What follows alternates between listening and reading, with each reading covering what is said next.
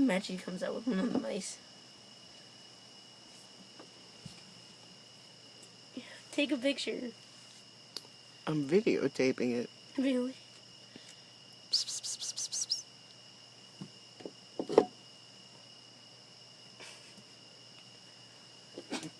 Wake up, roast.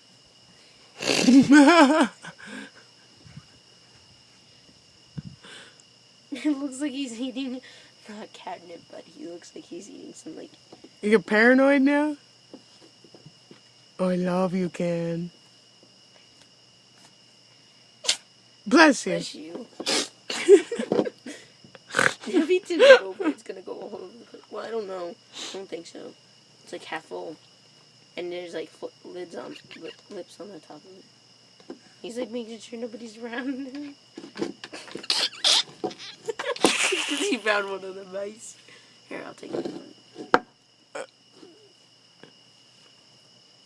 Where'd the kid go? His eyes. He's not stupid. He knows what it is. He doesn't know what a mice? You don't want to get scratched.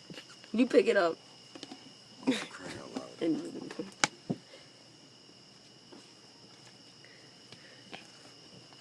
Here.